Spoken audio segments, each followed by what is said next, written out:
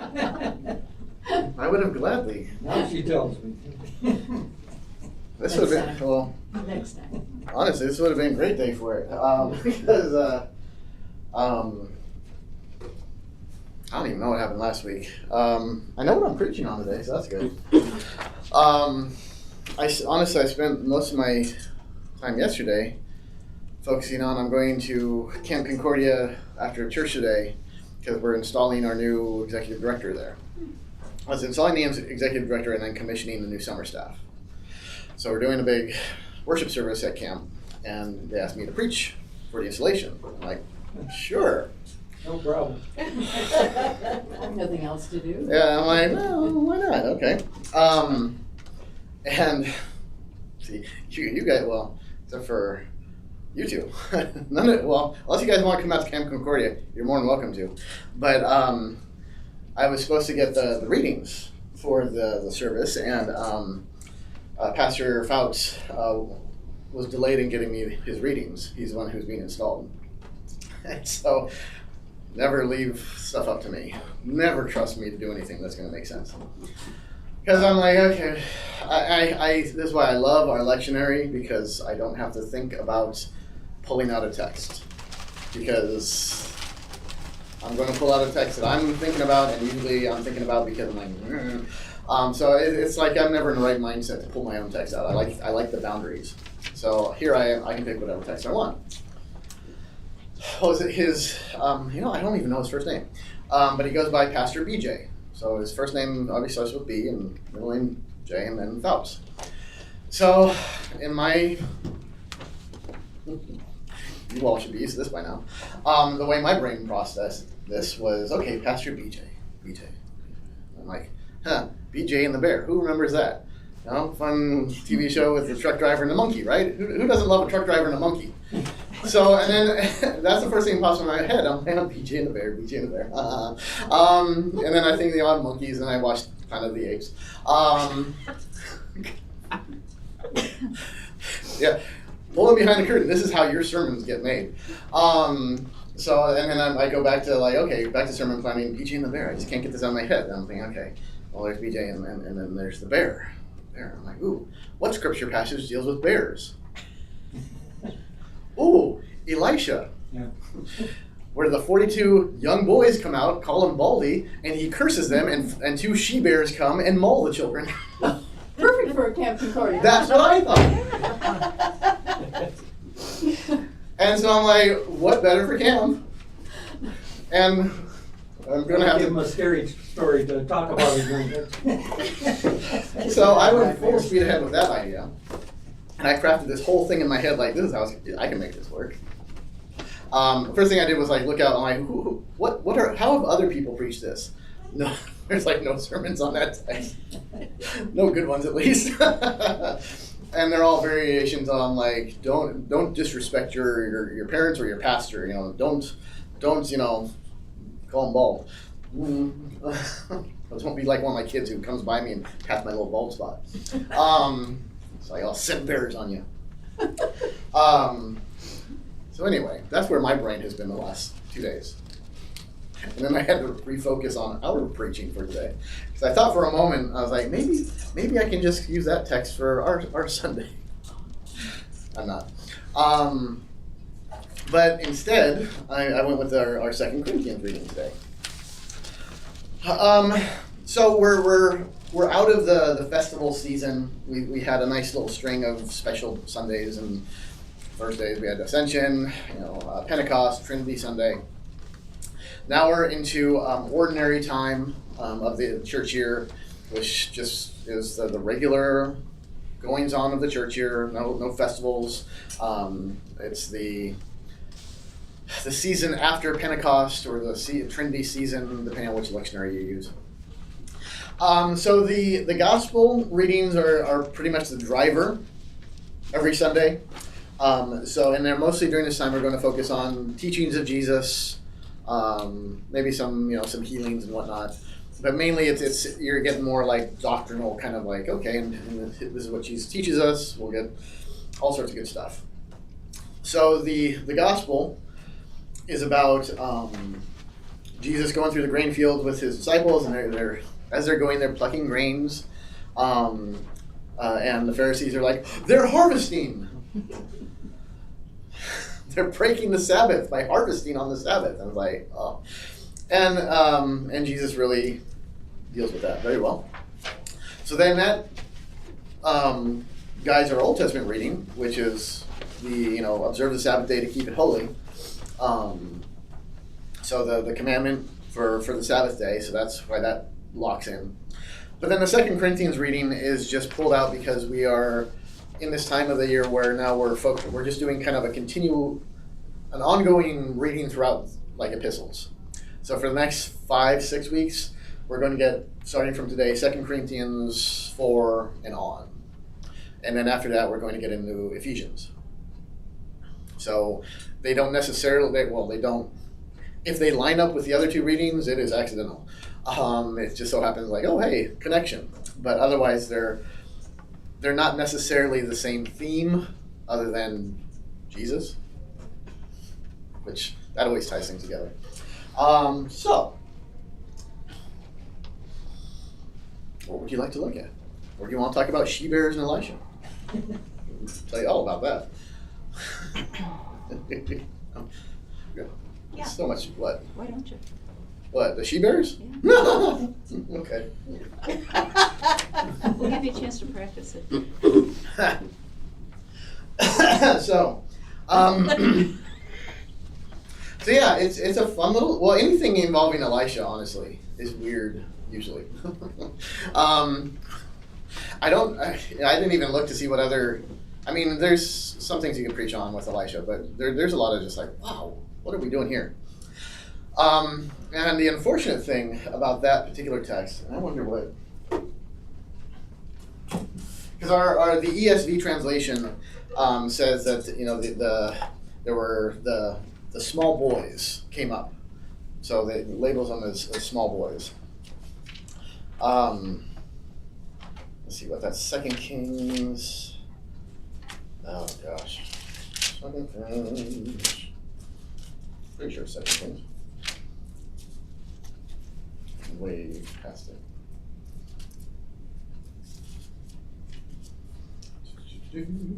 Two, 23 and 24. There we go.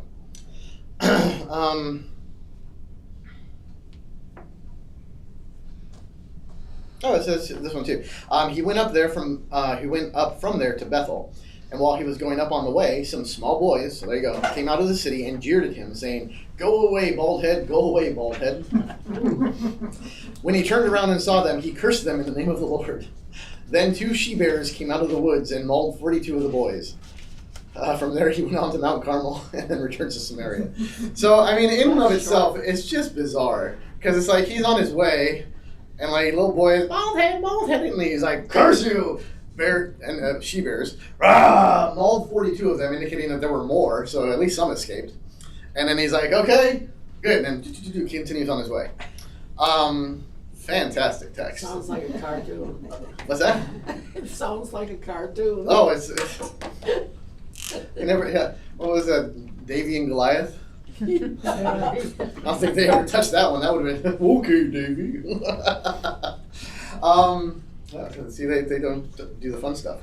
See, this is a perfect one for one of the. I should be like old Sunday school and get a felt board up here, and then I can put up. There's Elijah or Elisha, and then there's the bears, and Kids would not sleep at night. That's horrible. So the first thing is the small boys. And the King James might have been the first one to go down this road, where it translated it as kind of small boys, and then most translations, small boys, young boys. It's always some variation of indicating they were children of some kind, very small boys. The problem is that, the problem with a lot of Hebrew words is that, there's some flexibility there. And so the words, there's actually 2 words, Na'ar, something or other. Don't remember what the Hebrew was. But I think Na'ar specifically can refer to young boys. It can refer to adolescent boys. It can refer to teenage boys. It can refer to young men. I think there are several times where, I think even maybe Isaac maybe was referred to as an Na'ar, and he was a young man when he was, when Abraham's doing his thing.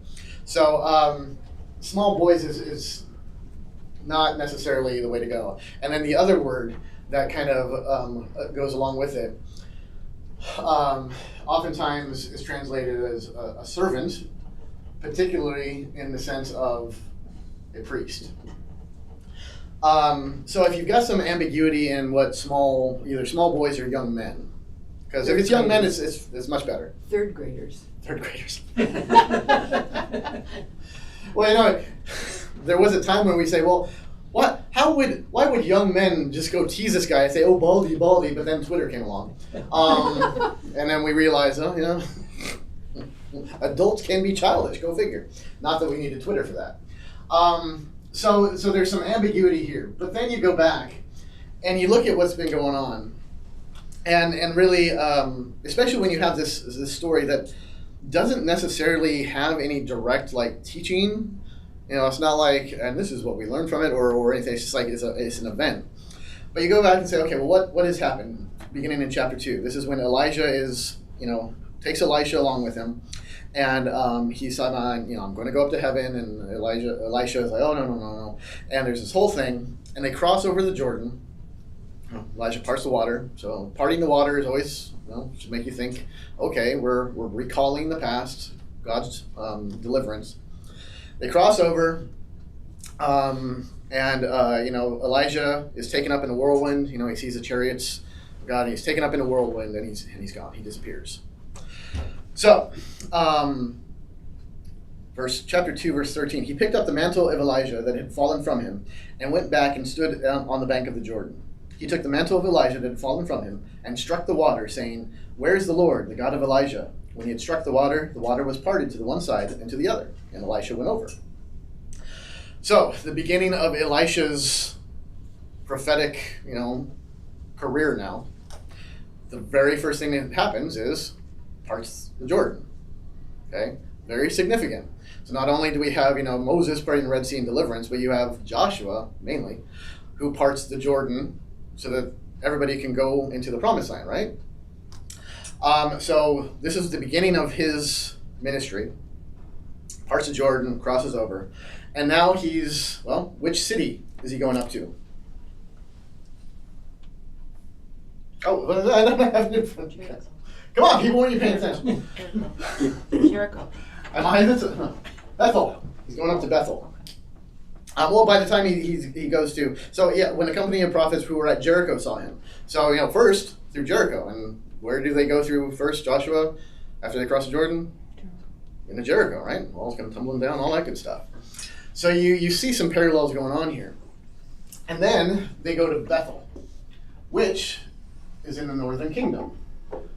What do you know about Bethel in the northern kingdom, for the most part? Anything? Any memories? Something with David. Something with David. That's a good answer. That's usually what I always say, something with Jesus. I don't know. There's something I've got in there somewhere. Not as much. Well, possibly, but at this point, when he goes over there, Bethel is one of, is in the northern kingdom. So southern kingdom of Judah has Jerusalem. The temple is there. Okay, that's where you're supposed to worship, right? Well, when the kingdom splits, the people in the northern kingdom of Israel, capital Samaria, well, they can't get to Jerusalem, right? They're still believers. They're supposed to worship God, right? So what happens is that they set up worship spaces, Bethel being one of them. Bethel is a place of worship where they're like, this is where you can come and worship God. Well, right off the bat, that's God said you're supposed to worship where? Jerusalem. So just in that alone, even if it was completely kosher and oh yeah, they're doing the right stuff, they're not. Forget the fact that Jeroboam, I think, he sets up golden calves at Bethel. which, that's always a good one. Sets up some golden calves, and basically Bethel becomes a very hot center of pagan idolatrous worship. They start worshiping Baal there. So, I mean, it's just, it becomes kind of emblematic of, hey, false worship, pagan influence, pagan yada, yada, yada. So, if you track with what's going on, where Elisha is kind of reflecting or calling back to Joshua entrance into the promised land, and Bethel is technically in the promised land. Well, so as Joshua goes into the promised land, and what is he doing as he goes? Conquers, right. Right, the pagans are they're even told, pagans are supposed to die. Clear them out, get rid of them. So now Elisha, crosses the Jordan, goes through Jericho. Now he's at Bethel, place of pagan worship, and you've got these young men who are servants of Bethel, from Bethel. So most likely what we're probably seeing are young priests of Bethel, Baal probably, but pagan kind of worship, idolatrous worship, and these servant guys are coming up to Elisha, who is now the prophet, and they say, and this one is really bad, go away, bald head. They actually say, go up, bald head. Now, they can't be saying, like, go up north, because he's in the north. Southern Kingdom, where he's from, would be where, if they want to get out of town, it's like, go down. But they say, go up, bald head. Well, who just went up? Elijah. So basically it's saying, get out of here so that we never see you again. Oh, you prophet of God, leave, die, essentially. Be taken away from our presence, never darken our door ever again. So he turns and curses them, and technically he didn't say, like, hey, bears, get them. But God's judgment works through this, where the bears come and maul at least 42 of these pagan, idolatrous young priests. That's more likely what happened versus some little kids who are like, bald head. And he's just, I get this is why I'm teaching you guys and I'm not doing Sunday school with the kids. We switch places, and from the little section you're going to hear, roar, because I can't handle it. So yeah, it makes a lot more sense if you see this little episode as like, okay, and now at the beginning of his prophetic mission, like, yes, this is the struggle that we're talking about. It's real conflict. It's like life and death, and especially if we're dealing with idolatrous worship. How we worship matters. Now, this is a great text for worship. The importance of that. Doctrine, surely. But it's like these matters of what are we doing in worship? Who are we worshiping? It's not inconsequential. It's a life or death thing. It's eternally, right? So yeah, it's more of just a nice small boy's hair. It is a very vivid representation of the spiritual reality of the conflict between light and darkness, and when those forces butt heads, somebody's going to come out on top, and guess who it is? So it's Jesus. And then so what I do with that then, you can't just leave it there, is you've got the bears are the focus here. The bears come out and they kill. God's judgment, right? Well, later on, we have another animal who comes, and it's the lamb. Who's that, class? Jesus. There we go. See, I love this stuff. See, this is why I'm like, this is a perfect camp sermon. Because, yeah, we've got, the reality is that they deserved and got judgment, but then God sends a lamb to not pass judgment, but to save, to forgive, to have mercy. So that is how we are now called to deal with this stuff. We're called to have mercy. We're called to proclaim Christ. We're called to forgive and share the gospel. So yeah, it's a nice little contained thing. Are you gonna preach that today? At Camp Concordia, yeah. There are bears in those woods, and those counselors are gonna be nervous. I know, that's why it's gonna be fun. Well, okay, so They'll all. best case scenario, everyone loves it. And it's like, oh man, do you remember that dude from East Lansing? Oh, he did a great sermon. And hey, my stock rises, that can never be bad. Best case scenario. Worst case scenario, they're like, what in God's name were you thinking? They never asked me to do it again. It all comes out good, huh? Win-win. Yeah, I mean, the next time I have a graduation, I don't have to go the next day to do a sermon. I get to, I don't see a downside. Let us know how it goes. Oh, you'll probably hear about it. I got a question from the very beginning when you started talking.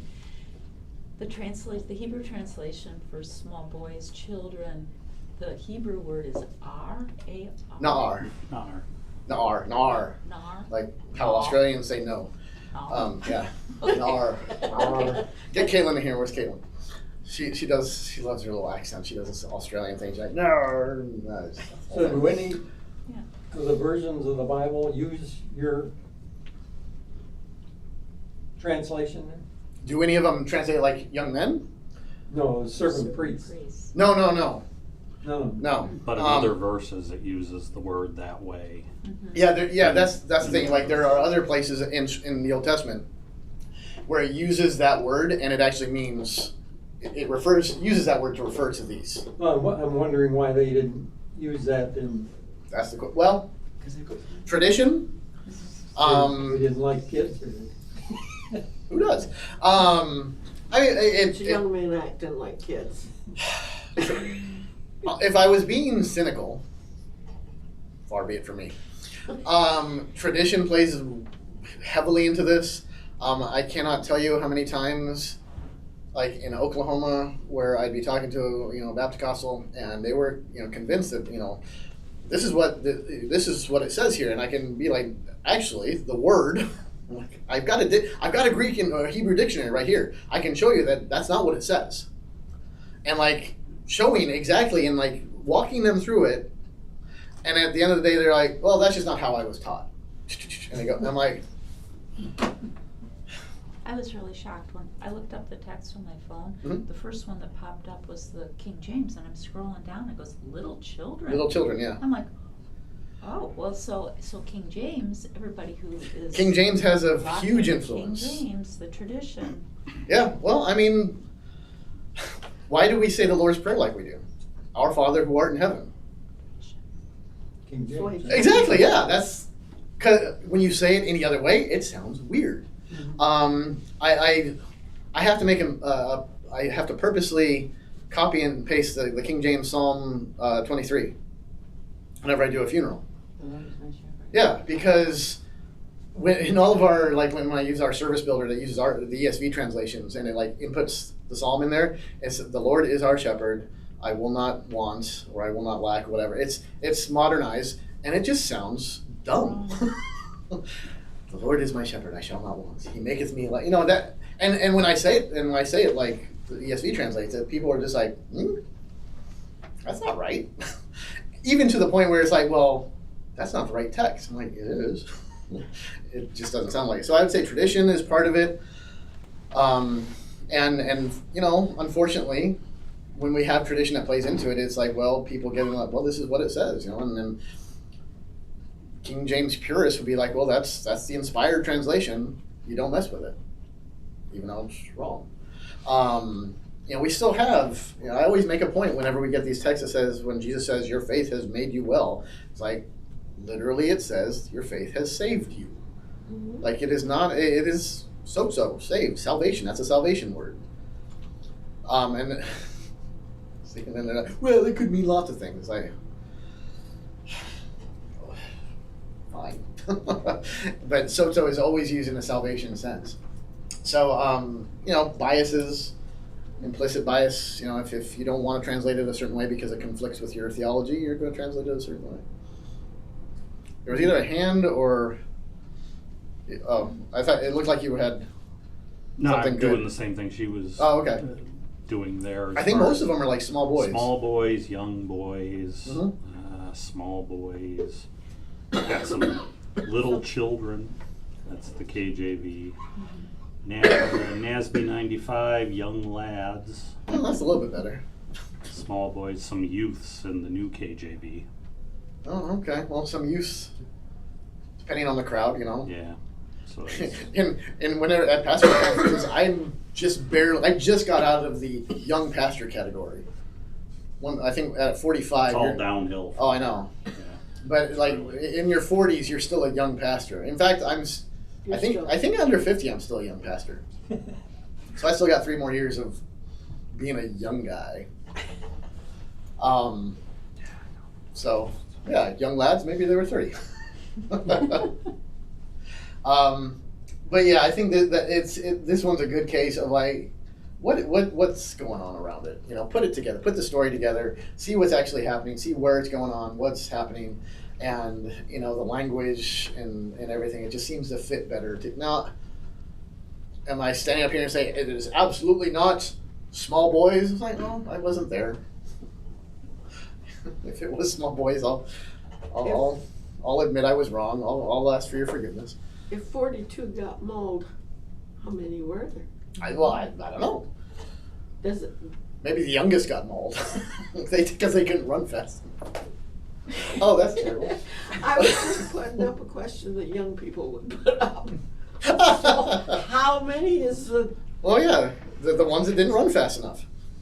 You know, so it's not only respect your elders, but exercise regularly. I love it. You know, you only have to run faster than the next slowest person. Don't stumble. Yeah, this comes up in a Sunday school lesson with kids. Can we, Oh, sure. Oh, well, I would only Massage. teach it that way. you what? I would only teach it this way. I mean, the 42, like small children, I think is wrong. And it doesn't really, I don't wanna mess with the text, but No, it's it's- like, look at the context of the, Oh, yeah, the totally. passage, and then the vocabulary that we obviously don't use historical criticism, but we use, language Right. criticism. yeah, sure. Yeah, and like, it's a good exercise for that. Like, Do you what have is that going in on? Sunday school as a It lesson? might come up. I never had it as a Sunday school lesson. Did you guys ever have it as a Sunday school? I think we sort of dodged it around here. I've got a fun book that CPH put out not too long ago. It's like all the gory stories of the Bible or something. I'm sure this one's in here. Oh yeah, you've got some great ones. Like what's her name? Jael, JL. and Judges, where that's Barak and Deborah, right? And so the Philistine king or whoever his army's been defeated and he's like running for his life. And Jael is wife of whoever. She's of the tribe that is like they've made kind of a mutual pact with the king. So she's supposed to be, they're supposed to be sympathizers and whatever. So he's on the run and he comes to her tent and he's like, hide me and protect me. And she's like, oh yeah, come in here.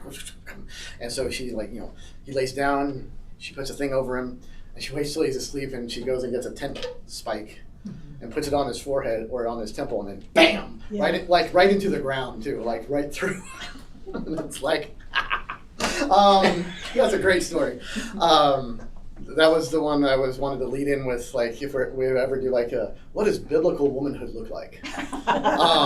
I'd lead off with that story, just to be as a counterpoint. Now, obviously, there's some problems with that, but yeah, Scripture is full of fun stuff like that. Judges is just ripe for violence and mayhem. Who was the guy who was left-handed, and he stabbed the king who was so fat, and his fat covered over the sword, and then he left him in a toilet? It was awesome. Gonna run home and read my Bible. Come back to See, and this is where this is why you tell kids this, because they're like, that's in the Bible, and it'll force them to read it. Because they're like, where is this stuff? And just tell them, like, well, skip over Leviticus and Numbers, and because you'll stop reading after that. Go right to Judges, and I'll be like, yeah. And what time is it? This is what you get with very little sleep. So you don't get the exciting stuff. You just get a boring one about being broken vessels. But If you're ready to change the topic, if you're ready for me to change the topic. I'd like to hear you talk about sort of the idea that we enter the rest of God and we abide there versus the Old Testament, the first reading, honor the Sabbath day to keep it holy. Right. You know, and getting the right perspective on the balance of those things. Okay.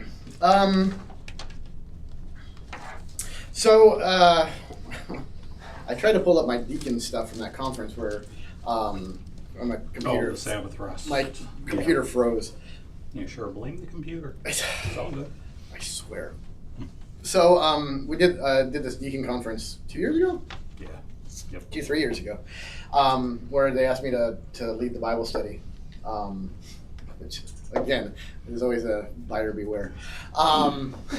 Sure, I kept it. 'Cause it was such jewels. Oh yeah, but it was I did it on Sabbath rest, and the fun thing about that is because when you get into the small catechism, you know, Luther will say like we don't keep the Sabbath holy. It's not we who keep it holy. God keeps it holy. We keep it holy in our remembrance of it, and the idea is how do we have any role in it? Well, we keep it holy by receiving God's grace, mercy, blessings, to esteem his preaching, the sacraments. Like that is the day we set aside, not like we're setting aside so that we don't work. We're setting aside so that we receive God's rest through his word and sacraments. So anything beyond that is you're getting into legalistic, you know, kind of stuff. There's practical aspect to it, like, you know, a day of rest is good physically. I mean, you can't be firing every day and function. Case in point. Maybe I should have preached on this one today. Like, this is why we're taking Sabbath rest. So there's that fun. So yeah, there's kind of a sense of a good balance is, you know, taking rest. Well, good Lord, where have we come to where the idea of having a good balance is, for the love of God, take a rest at some point. Because most of us have to be told to chill out, take a break. You're doing too much. So you know, we'd probably start there. I need to get this. We had the speaker at one of our PLI things. Oh, she was awesome. Bringing kind of the importance of resting well and like purposeful resting. Oh, it was beautiful. We'll do that. So yeah, the whole Sabbath rest idea is you know, basically what the Catechism says. You know, it's just for resting in Him. The fun thing when you dive into more Luther with it is he'll talk about like he even says like the Sabbath, that commandment doesn't even apply to us. Like we can disregard that commandment. That commandment was for the Jews. We don't need it anymore. Which you gotta love Luther for, you know, provocative kind of statements. But I think if I were I would have printed it out and I would have had my notes. Because I don't want to get this wrong. From what I remember from 2 or 3 years ago, and you know I can remember well, is that Luther's point was in Christ, Sabbath rest has come to us. And, you know, so it's like, it comes, and we're living in this kind of inauguration of eternal Sabbath rest. In Christ we have eternal Sabbath rest, and on the last day when he returns, he inaugurates the eternal Sabbath. And then there's a lot of fun things that you can do with it by going like back to creation. And you look and say, you know, what does God say after the creation of every day? You know, first day, second day, it was good. He looks back and says there's evening, morning, the first day, it was good. What does he do on the seventh day besides resting? All right, well, let's back up a little bit. God saw everything he had made, and indeed it was very good. And there was evening and there was morning, the sixth day. Thus the heavens and the earth were finished in all their multitude. And on the seventh day God finished the work that he had done. And he rested on the seventh day from all the work that he had done. God blessed the seventh day and hallowed it, because on it God rested from all the work that he had done in creation. These are the generations of the heavens and the earth when they were created. Right, so what's missing on the seventh day? Oh, good and morning and evening, right? Any kind of ending. Like every other day of creation had a beginning and an end. End. The seventh day, when he rests, there's no end. Which, if you think about it, makes sense. He creates.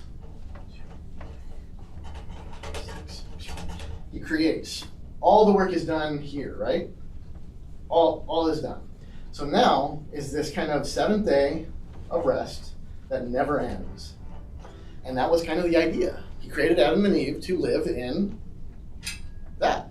Now the fun thing is that what were they supposed to do in that seventh day of rest? That if you stretch it and say it was eternal, what were they supposed to do? Work. Tend to the garden. Work. They were given tasks. Yeah. Purpose. Which is like weird. How they were actually supposed to work on the Sabbath forever. Now it was good work. They were happy. It was fulfilling. They were living in the groove of God's will. But what happens then is sin comes, makes a right mess of it, and now you actually the seventh day rest, eternal rest, ends in a sense, and now we're locked into this cycle of death, really time. Eternity. If you want to look at it, this is the last day, and this goes on forever. From sin to the second coming is this break from eternity. What gets inserted into this but time, decay, death, sin. So, and it's, I think, quite apropos that we say, time gets introduced here. And what is our greatest enemy? Time. You could say death, but what is death except running out of time? What do we always complain about? I don't have enough time. We don't, we have things to do. We procrastinate. We acknowledge we actually have enough time, but I don't want to do it. I don't want to put it off tomorrow. We stay up all night writing sermons. Or wake up really early and do it in the morning. Okay. Whatever. Good.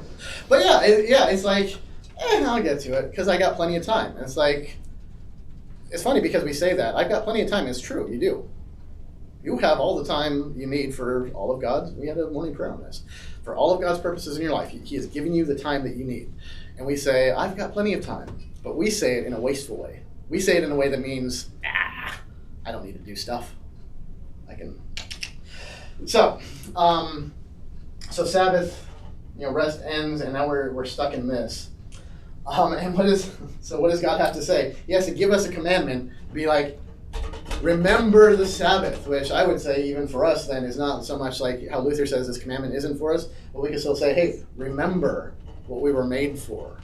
Which I think you could even look to Jesus who, look at that.